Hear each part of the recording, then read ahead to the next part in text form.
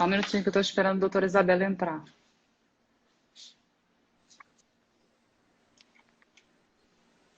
Tá me ouvindo?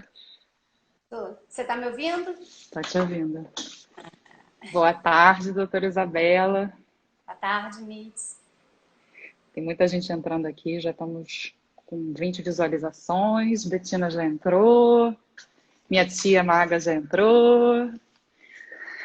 Bom, gente, a gente tem muito assunto hoje para tratar, que a gente está aqui direto do Procriança Cardíaca. A gente está hoje com...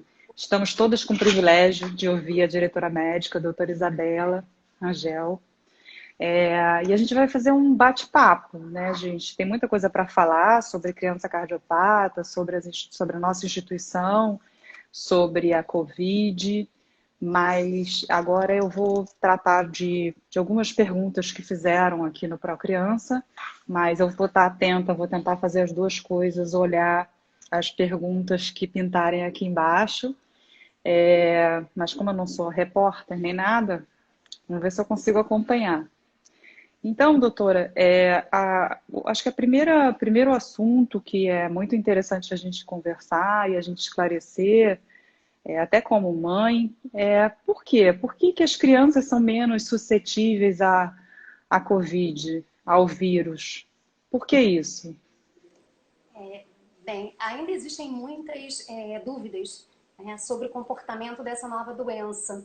Ainda não se entende muito bem por que que isso acontece nos mais jovens. Vários cientistas estão tentando entender como é que a Covid se apresenta nesse grupo. E por que que eles são considerados menos afetados.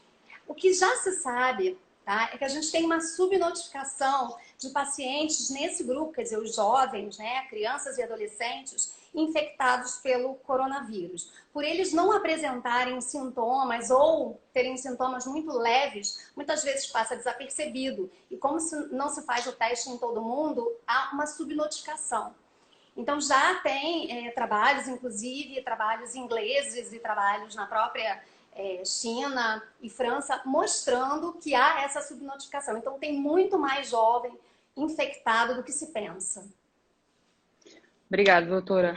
A outra pergunta que para quem está assistindo é bastante interessante, e agora voltando para o nosso trabalho, que é o Procriança Cardíaca, né? Quais são, na sua percepção, quais são os maiores desafios e limitações de uma criança cardiopata, da criança que a gente atende aqui no Procriança? Bom, na minha concepção é o diagnóstico precoce dessas crianças, né? Há uma dificuldade ainda, muitas vezes, principalmente nas crianças mais carentes, né, de conseguirem um diagnóstico precoce. A gente sabe que o ecocardiograma fetal, ele é capaz de identificar uma série de cardiopatias, né, que são essas lesões estruturais congênitas, antes mesmo do nascimento. Mas há uma dificuldade, muitas vezes, dessas mães mais carentes de conseguirem esse exame. Esse exame deve ser feito mais ou menos entre a 24ª e a 28ª semana de gestação. E ele é muito importante, levando em conta que a cada 100 bebês nascidos vivos, um vai ter uma cardiopatia congênita. É muito importante você saber desse diagnóstico, principalmente naqueles que vão ter uma cardiopatia grave, complexa e que precisa uma abordagem cirúrgica nos primeiros dias de vida. Então, se você fizer o eco fetal, você já consegue identificar qual bebê, onde você tem que ter um acompanhamento de uma equipe de cardiologista para que após o nascimento esse bebê, inclusive organizar o parto desse bebê, né? O parto para que esse bebê já possa nascer numa instituição onde ele vai ter, né, todo o recurso necessário para que seja feito o tratamento e, se for necessário, né, a abordagem. E, Para o diagnóstico precoce, principalmente nas crianças maiores, é a falta de informação que criança sim tem doença cardiológica. Tem muita gente que ainda se assusta quando a gente fala, uma criança fez uma cirurgia cardíaca? Ah, essa pergunta, a criança tem doença cardíaca? A criança pode nascer com doença no coração? Eu acho que ainda existe, né, uma falta de informação. E a outra coisa é manter o acompanhamento pediátrico, porque o pediatra ele consegue, através do exame clínico, identificar pacientes que possam ter cardiopatia e assim eles encaminham para o serviço especializado. Doutora, pelo seu dia a dia aqui no Procriança, né, como mãe também, médica, o que que você acha, quais são as limitações, né, que essas crianças têm? O que que a gente pode, o que que se sente quando se dá uma informação de que a criança é cardiopata e talvez, eu estou falando agora como leiga, talvez você tenha que informar que aquela criança tenha que correr menos. O que que você acha? Como é que é isso, né? Como é que é esse dia a dia? De dar essa informação e de fazer esse controle com os pais. Tá, então vamos lá. Você pode ter, criança pode ter tanto uma doença congênita, né? Ela nasce com uma doença congênita, com uma cardiopatia, né? Que ocorre durante a gestação, ou ela pode, lá no futuro, apresentar uma cardiopatia adquirida. Então, e o que é uma cardiopatia? Cardiopatia é uma anomalia ou anomalias estruturais ou da função do coração e também dos grandes vasos. E dependendo da patologia que você tiver, o paciente vai ter sintomas leves ou sintomas graves ou até não vai apresentar sintoma nenhum. Então, essa dificuldade, né, da criança em brincar ou fazer alguma atividade vai depender da patologia de base. Tá? Então, primeiro você tem que fazer o diagnóstico. É óbvio que pacientes mais hipóxicos, ou seja, pacientes que tem aquela coloração arroxeada, que tem cardiopatias mais complexas, esses pacientes eles vão ter uma qualidade de vida pior, eles já vão ter mais restrições. São aquelas crianças que vão cansar mais para fazer alguma atividade, ou bebês que na hora de mamar sentem uma dificuldade, não conseguem mamar, ficam muito cansados, com sudorese intensa. E também as crianças que, mesmo não cianóticas, elas têm um quadro de insuficiência cardíaca, né, por hiperfluxo pulmonar. Essas crianças, elas são mais taquipneicas, ou seja, elas respiram mais rápido. E elas têm também, muitas vezes, elas têm assim, uma dificuldade no desenvolvimento pondero-estatural, ou seja, são crianças menores que têm uma dificuldade de ganhar peso, tem história de infecções respiratórias recorrentes, então essas crianças, elas vão ter algumas limitações. Tem muita gente já participando, doutora, falando sobre arritmia, falando que a senhora já cuidou das crianças. As mensagens estão tão bonitas, só não estou conseguindo acompanhar, que são muitas, né? Uma das perguntas que já apareceu e que já estava na minha pauta é: a cardiopatia, ela pode esperar a quarentena, né? Ela pode esperar, as crianças podem esperar, o cardiopata pode esperar? Então, mais uma vez, tudo depende da cardiopatia de base. Então, assim, aqui, por exemplo, a gente está postergando as consultas de rotina, lógico que a gente liga para todos os pacientes, por exemplo, os familiares, a gente procura saber como essa criança está, essa criança ou adolescente. E dependendo do quadro clínico, a gente manda vir para consulta ou não. Então, tudo depende do paciente e da doença de base. Tem aqui a Polly, está me fazendo uma pergunta dizendo: boa tarde, doutora Isabela. Sou mãe do paciente Raquel Cortes. Estou muito preocupada. O pai dela trabalha, guarda municipal e precisa sair de casa. Quais os procedimentos que eu devo fazer? Então, o que a gente pede é que o pai, a mãe, né, ou o pai que tenham que continuar trabalhando, que ele tome todas aquelas medidas preventivas que o Ministério da Saúde está solicitando. Ou seja, sair de máscara, ter um cuidado de higienizar muito bem as mãos, evitar aglomerações. E quando voltar para casa, ter o cuidado de não entrar com o sapato que veio da rua, Tirar a roupa em algum local, se puder, uma área ou algum local antes de entrar, né? Onde tem mais contato com os familiares, você já tira a roupa, já ensaca aquela roupa para ser lavada, já toma o seu banho, lavando a cabeça, né? Depois faz a higiene novamente das mãos e assim pode entrar em contato com os familiares. Obrigada, doutora. A outra, já dando continuidade ao que a gente estava conversando sobre a quarentena, o que você mudou no Procriança, né? O que você teve que mudar aqui na instituição, com os pais, com os colaboradores, com as crianças? Quais foram as medidas para, como a senhora disse, a gente tem que manter o atendimento, que dependendo da cardiopatia, a gente precisa atender essas crianças. Quais as medidas que você tomou no Procriança Cardíaca em tempos de Covid? Então, a gente fez até uma cartilha, tá? Que se todo mundo, quem tiver interesse, pode olhar lá no nosso blog. Essa cartilha, ela é para os nossos pacientes e também para toda a equipe. Em primeiro lugar, a gente postergou essas consultas de rotina.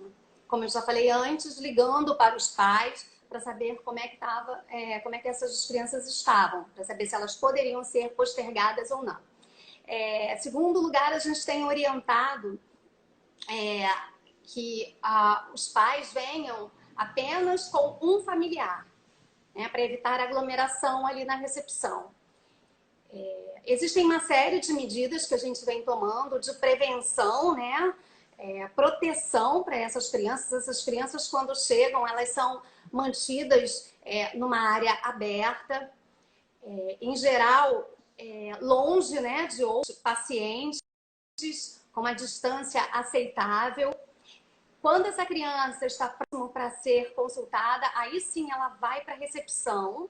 Ela já vai estar de máscara, né? Porque a gente está oferecendo máscara para todos os pacientes.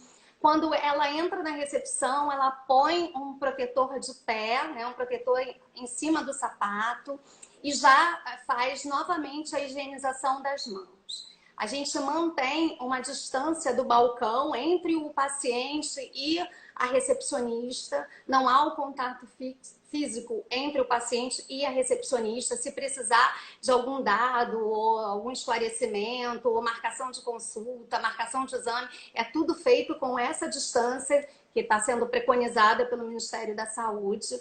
A criança, então, ela é levada até o consultório médico, onde o profissional de saúde também está, né, com toda a proteção devida. Após o exame clínico e a realização do ecocardiograma e eletro, tanto a sala quanto o material que foi usado nessa criança é todo higienizado, para que a próxima criança possa entrar em segurança. E sempre assim, na recepção, que é um local fechado, e dentro do consultório, só a criança e o familiar, né, que seria um responsável. Então, teria sempre 3 pessoas no mesmo cômodo, ou seja, na recepção, a secretária, a recepcionista, o familiar e a criança, e dentro do consultório, a médica ou o médico, o familiar e a criança. E no final do atendimento, quer dizer, quando terminou o atendimento aqui no Procriança, é feito novamente uma higienização um pouco mais, né, robusta em toda a casa. Agora eu estou vendo aqui um comentário da Aline dizendo super competente, doutora Isabela. Tá aqui só elogios. Nossa, assim eu fico feliz. Obrigada, gente. Isso porque eu estou conseguindo ler, o resto tem muito mais.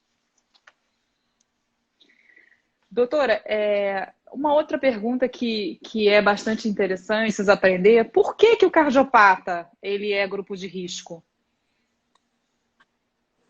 Então, nem todo cardiopata é considerado, está dentro do grupo de risco, tá? De acordo com alguns dados que a gente vem coletando da doença, dessa nova doença, tanto em países, né, que já estão com uma experiência um pouquinho maior, quanto aqui no Brasil, que a gente já tem alguns casos, e associado a isso, a experiência que a gente tem em outras doenças, como, por exemplo, a infecção pelo H1N1 ou SARS, o comitê que seria a Sociedade Brasileira de Pediatria, com a Sociedade Brasileira de Cardiologia Infantil e a Sociedade Brasileira de Cirurgia Cardiovascular. Eles fizeram esse comitê e fizeram um consenso. Então, foi dividido dois grupos. O primeiro grupo seriam aquelas crianças cardiopatas que elas não estão no grupo de risco de doença crônica. Elas são consideradas, elas têm, na verdade, o mesmo risco de qualquer criança ou qualquer adolescente, ou seja, da população pediátrica em geral. Quem são esses? São pacientes portadores de cardiopatia sem repercussão hemodinâmica, sem repercussão clínica, ou aqueles pacientes que já foram operados e que a cirurgia foi um sucesso, que não ficaram com nenhuma sequela. Então, esses pacientes, eles estão no mesmo grupo de qualquer criança, ou seja, fora do grupo de risco de doença crônica. O segundo grupo, que seria o grupo de risco mesmo, são os cardiopatas, com repercussão hemodinâmica, aqueles que estão com insuficiência cardíaca, que são hipoxêmicos, ou seja, são crianças com nível de oxigênio mais baixo, que são roxos, crianças com hipertensão arterial pulmonar, ou crianças que já foram operadas ou submetidas a cateterismo e que não tiveram um bom resultado, ficaram ainda com alguma sequela. Esses pacientes são os considerados grupo de risco. Acho que agora eu entendi. Tem um outro comentário lindo. Doutora Isabela é excelente, tanto como pessoa como profissional. Obrigada. Beijo para vocês. E outra é a Daiane, que fala que médica muito atenciosa e excelente profissional. Olha, tá cheio de elogio aqui, doutora. Um outro assunto que é bastante interessante é a vitamina C. Ela ajuda a combater a Covid? Olha, não tem nenhum estudo científico comprovando isso, tá? Então, não existe ainda nenhum estudo que diga que a vitamina C previna ou que ela pode ser usada no tratamento, tá? Então... Aqui, a Andrea está fazendo uma pergunta aqui pra gente, que é: crianças com arritmia cardíaca, elas são de risco? Então, mais uma vez, se a criança tem uma arritmia cardíaca e ela não está controlada, né? Então, ela entra no grupo de risco. Se é uma criança que está controlada, que está bem, não tem nenhuma repercussão, aí ela entra dentro do risco da população pediátrica geral. Tá. Tem muita pergunta, já vou ler de novo. A outra, isso na verdade até como mãe, eu acho que a pergunta que todo mundo quer saber, né? Como saber se uma criança assintomática teve a Covid? Bom, é muito difícil isso, né? Então, na verdade, você não vai saber, a não ser que você faça algum tipo de teste. Na verdade, a gente tem dois testes, né? Aí, que podem ser realizados. Um é o PCR, que você colhe material, secreção, né? Na rinoorofaringe.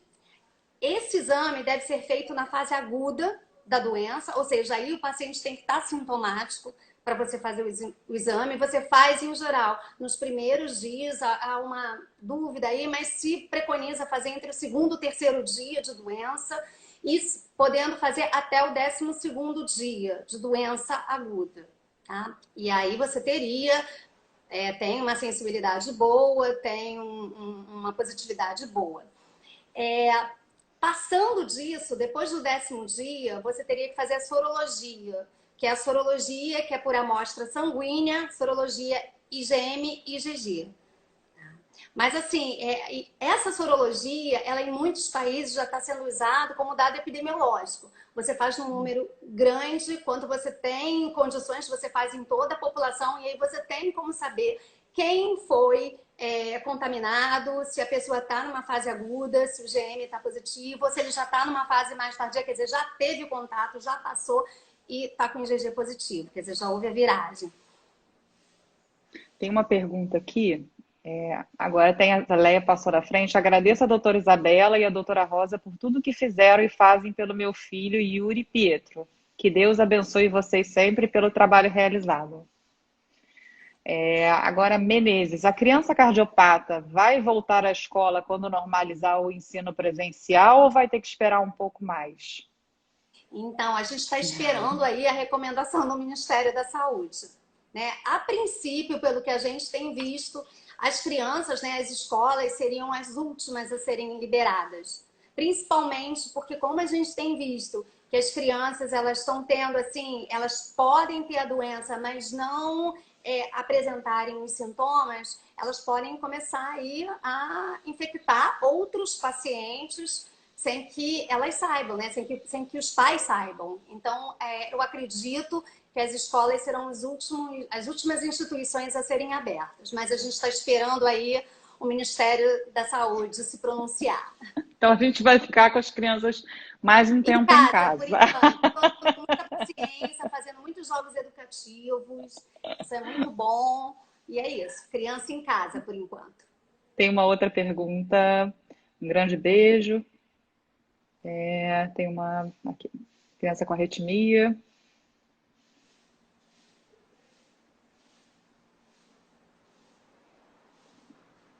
Aqui. Meu filho tem DSA-VT e válvula mecânica. Essa pergunta, ela, Cris Costa. E toma Marevan. Preciso fazer o exame periódico TAP? Como proceder? Olha, precisa fazer.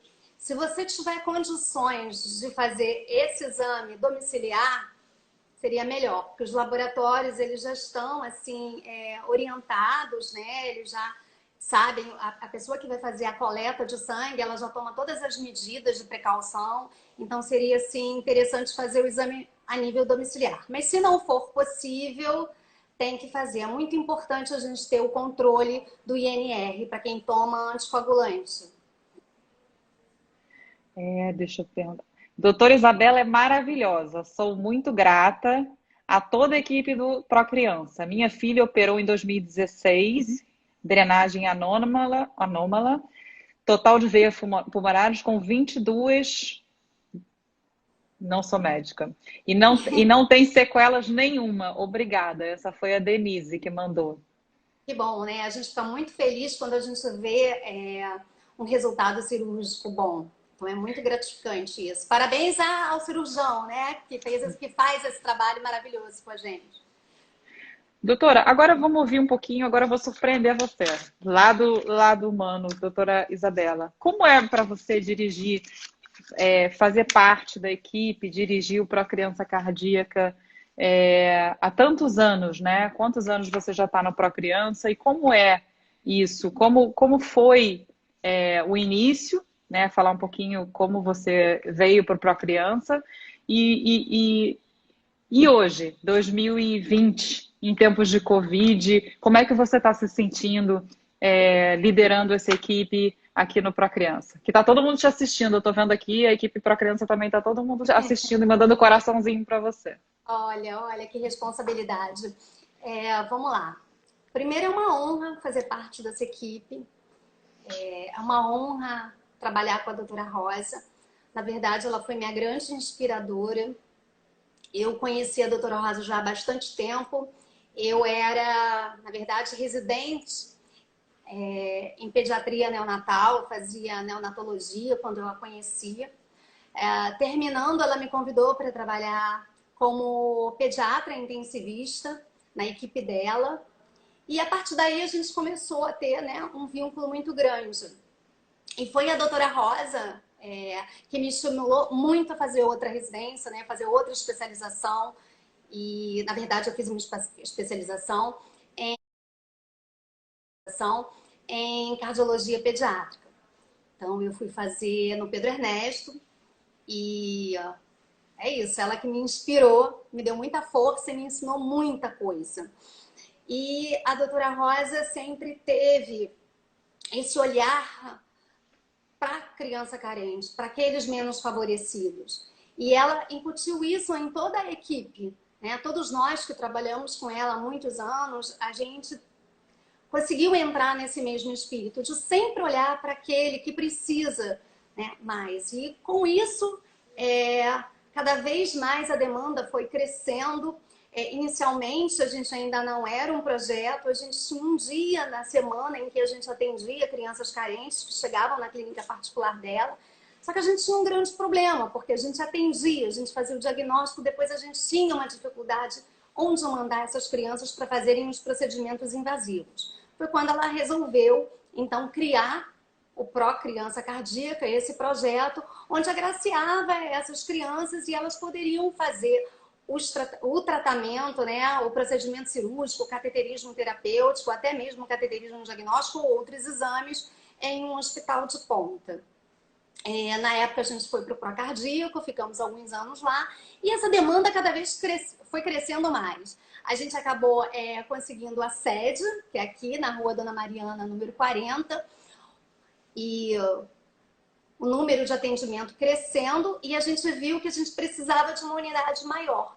Foi então quando a doutora Rosa decidiu que era importante arregaçar as mangas e ela resolveu criar o Hospital Procriança, Pediátrico Procriança Cardíaca Juta Batista.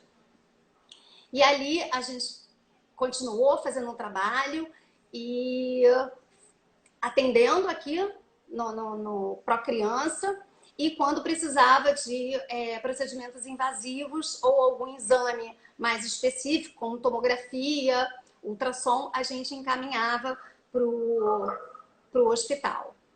Mas você não disse ainda como é que você se sente trabalhando no Procriança. Você falou para contar a minha história, eu tô Agora tem que dizer, achei que você estava terminando. A gente quer saber como é que você está se bom. sentindo. Que tá todo mundo aqui só mandando beijo, elogio. Eu falei que é uma honra trabalhar aqui. Eu adoro trabalhar aqui. Adoro essa equipe. Eu acho que a gente conseguiu se unir de uma forma assim muito especial. Todo mundo fala a mesma língua. Todo mundo trabalha em prol das crianças, todo mundo com o mesmo objetivo. Então, é muito gratificante trabalhar aqui. Né? Você não se sente sozinho, você está sempre com alguém. Você sabe que você pode olhar para o lado e dar a mão para essa pessoa que ela vai te ajudar. Então, assim, é muito legal. Eu adoro trabalhar aqui. Amo. Ó, a Tamires falou aqui, ó. Fui tratada por essa doutora linda. Muita gratidão. Aí aqui, ó, tem uma mensagem linda, só vou voltar aqui. A primeira cirurgia do João foi no Procriança. Doutora Rosa foi um anjo que apareceu em nossas vidas quando meu filho fez a cirurgia com 6 meses de vida. Sou mãe da Lara Rico, Maiara Rico, imensamente grata à doutora Isabela por todo o trabalho maravilhoso, ao projeto que nos acolhe, salva muitas vidas, e ao doutor Andrei, que tem mãos abençoadas por Deus. Cada mensagem emocionante. Sou eternamente grata a toda a equipe da doutora Rosa Célia por cuidar do meu filho há 11 anos. Ciderleia Silveira. Doutora Rosa é um ser humano único e especial. Doutora Isabela também, ela é muito atenciosa. Essa foi Lima.Mariângela. E doutora Isabela, tem muita coisa aqui. Depois a gente vai ter que te passar, porque tem cada mensagem muito bonita. Eu acho que, doutora, a gente pode falar um pouquinho do trabalho que é feito aqui no Procriança. Acho que tem muita gente... Felipe Viana está mandando beijos. Amamos essa equipe maravilhosa. Todo mundo manda um beijo. Eu acho que se você puder falar o que o Procriança hoje, qual é o trabalho do Procriança, a importância desse trabalho, para as pessoas que não conhecem. Eu acho que tem muita gente que conhece, mas tem muita gente que está assistindo e quer entender qual o trabalho da organização social. Então, a gente atende crianças carentes com doenças cardíacas. Essas crianças chegam até nós através do Sistema Único de Saúde ou através de algum encaminhamento feito por algum pediatra ou até mesmo algum cardiologista da rede pública. Chegando aqui, esse paciente é feito avaliação clínica, eletrocardiograma e ecocardiograma.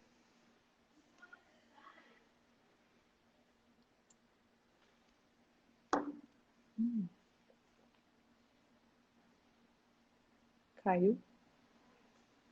Foi. Meio apagou aqui. Então, se for necessário algum outro exame, como por exemplo uma angiotomografia,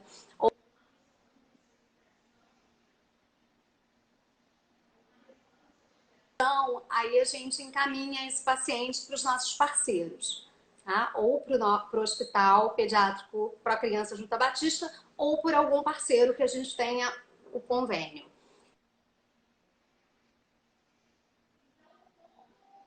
a criança entrou aqui na unidade, ela vai ser abraçada pelo Procriança. Da parte cardiológica, a gente vai resolver tudo. A gente não vai deixar nenhuma ponta solta. Então, chegou, fez o diagnóstico, ela vai ser atendida e vai caminhar com a gente até a liberação. Em geral, na fase adulta, quando a gente encaminha para o médico de adulto. Que mais? As cirurgias, então, são feitas lá no Hospital Procriança Juta Batista, e cateterismo terapêutico e diagnóstico também. A nossa equipe é uma equipe maravilhosa de cirurgiões, e onde o chefe da cirurgia é o Dr. Andrei. E que mais? A gente, além de ver toda essa parte clínica, a gente também cuida da criança como um todo. Ou seja, a gente oferece as medicações para esse paciente, porque não adianta a gente fazer o diagnóstico, fazer a receita e esse paciente não ter dinheiro ou não ter condições de comprar a medicação. Então, a gente oferece a medicação. Outra coisa muito importante é a equipe de voluntários que a gente tem na parte odontológica, que eles fazem todo esse acompanhamento odontológico nas nossas crianças, que é muito importante que eles tenham uma higiene bucal adequada, é importante que não haja cárie, infecções, porque senão eles podem desenvolver alguma doença, como por exemplo a endocardite bacteriana. Então isso é muito importante. E a outra coisa é que a gente oferece cesta básica para todo mundo que vem para consulta. E a gente soube também que a gente tem novidades, mais 2 atendimentos, a gente estendeu o atendimento. Fala um pouquinho sobre a importância desse atendimento da nutricionista, né, e da dermatologia e da psicóloga. Como é que é isso, né? O Procriança ele está oferecendo um atendimento muito mais amplo agora do que o atendimento cardiológico, odontológico, e agora esses novos atendimentos. Como é que você vê o Procriança oferecendo esse tipo de serviço para essas mães? Isso é maravilhoso, né? Porque principalmente há uma dificuldade de conseguir esse tipo de atendimento na rede pública, e a gente consegue oferecer a parte da dermatologia, tanto para as crianças que têm doenças de pele, tanto para aquelas que foram submetidas a cirurgias. E a gente sabe que a criança, principalmente o adolescente, aquela cicatriz é um marco na vida deles. Então, se a gente conseguir deixar uma cicatriz mais bonita, né, uma cicatriz em que eles não tenham vergonha de mostrar, isso é muito bom até para a parte psicológica. E então a dermatologia veio agregar isso, e a psicóloga, com certeza. Muitas crianças elas têm algumas restrições no seu cotidiano, isso interfere muito com o psicológico da criança e da mãe, e a psicologia vem aí para trabalhar, para melhorar a qualidade de vida, para que o entendimento daquela família seja maior em relação à patologia, para que eles possam seguir em frente sem muita mágoa da vida, né? Por que eu não posso isso e aquele outro pode? Então a gente tenta trabalhar isso para que haja uma aceitação e que a criança consiga, né, superar esses obstáculos da melhor forma possível. Em relação à nutricionista, foi né, maravilhoso a gente ter conseguido esse profissional aqui para o Procriança. Primeiro que a gente vem vendo assim, um distúrbio alimentar muito grande. Isso é mundial, então o Brasil não é diferente. A gente tem visto crianças, né, obesas ou com sobrepeso, e isso pode trazer lá no futuro pode ser um pré-requisito para outras doenças, como a diabetes, a hipertensão arterial, e a gente faz todo um trabalho nutricional, né, prevenindo a doença do adulto. Além disso, a gente tem as crianças cardiopatas graves que têm dificuldade em ganhar peso, e a gente consegue orientar para dar um suporte nutricional e calórico adequado para que essas crianças consigam ganhar peso, e que se elas forem para a cirurgia, elas forem da melhor forma possível, mais compensadas, mais fortes. A gente está com a Flávia, acabou de escrever que a festa da minha filha foi solidária. Arrecadamos e entregamos ao projeto fraldas descartáveis. Assim faremos todos os anos. É lindo o projeto, eu fico emocionada.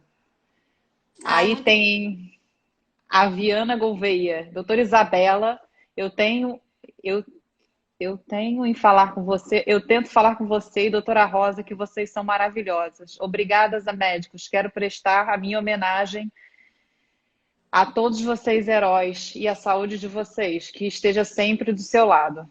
Aí aqui também tem uma outra pergunta. Rafael Medeiros já operou 2 vezes. Gratidão eterna. O projeto é lindo. A Lima Maria Ângela falou: vocês são muito especiais. O que mais? Outra da Rafael. 2 cirurgias com TD, melhor amor do mundo. Rafael Medeiros. Ah, Cilé, deixa essa live salva por gentileza, assim podemos assistir novamente. A gente vai deixar a live, acabei de saber pela Adriana, que a gente vai deixar no YouTube, a gente depois divulga. Agora, doutora Isabela, eu acho que uma pergunta, melhor equipe do mundo. A minha filha está falando. Ai, que linda! Agora, o Janquei está falando, doutora Isabela, um ser humano incrível. Doutora, eu acho que a pergunta também muito importante, agora em virtude da exigência do uso de máscara, eu acho importante, de repente, a gente falar um pouquinho, a senhora falar um pouquinho da necessidade do uso da máscara e depois a gente gravar um vídeo. A gente pode deixar esse vídeo disponível aqui na plataforma do Procriança, nas redes sociais, do uso adequado, né? Porque a gente mesmo pega a máscara, põe a máscara aqui, põe a máscara aqui, põe a máscara aqui, aí abre a máscara assim. Então, fala um pouquinho para a gente encerrar da importância da máscara e aí depois a gente pode gravar esse vídeo se as pessoas ainda tiverem dúvida. Então, assim, o Ministério da Saúde, né, agora, e aqui a Secretaria de Saúde do Rio de Janeiro, publicou uma portaria que é obrigatório, né, o uso da máscara, se você for sair, se precisar sair na rua. E, assim, é importante você saber como colocar a máscara. Isso que a Mits falou realmente é real. As pessoas estão sempre colocando a mão na máscara, que não deve se fazer isso. Então, vamos lá. Você deve abrir, né? Quando a máscara normalmente vem fechadinha, você deve abrir e pegá-la pelo elástico.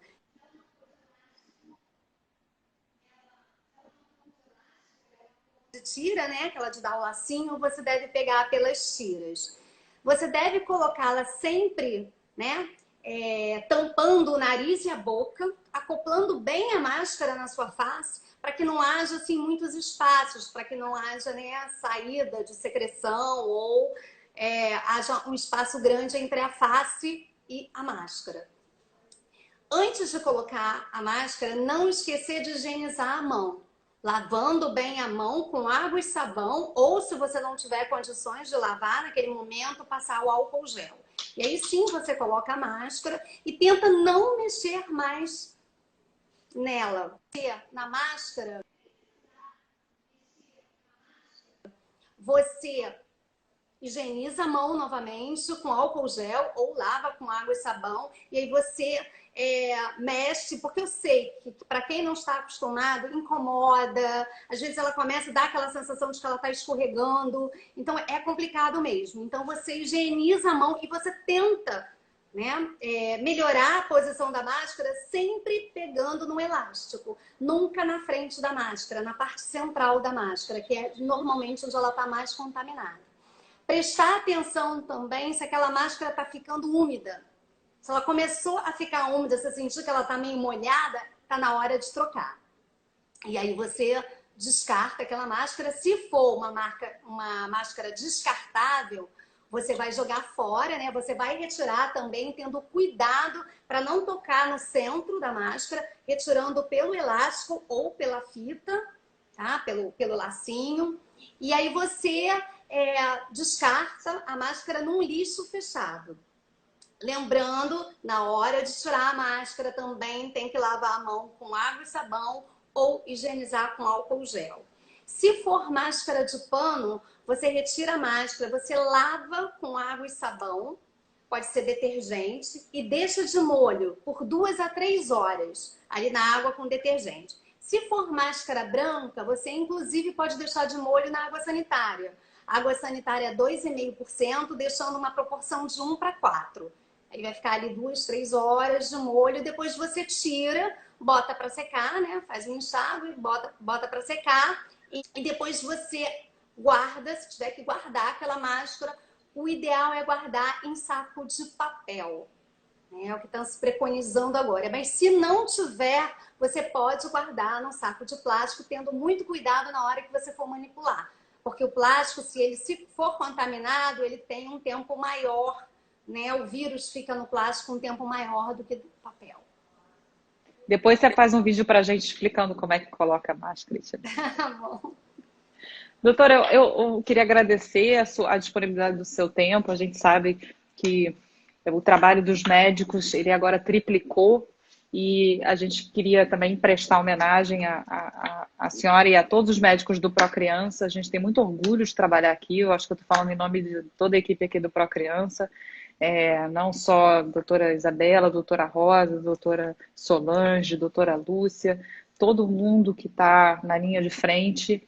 A gente, mais uma vez, morre de orgulho de trabalhar aqui no Procriança e ter vocês cuidando dessas crianças que também não podem esperar, né? Não, a gente tem a Covid, mas a gente tem a criança cardiopata.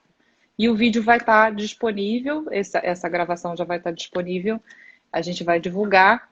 E muito obrigada, doutora Isabela, pelo seu tempo. Obrigada a vocês, eu espero que a gente tenha conseguido tirar algumas dúvidas. De qualquer forma, eu estou sempre à disposição, qualquer coisa é só me ligar. Um beijo. Obrigada, doutora.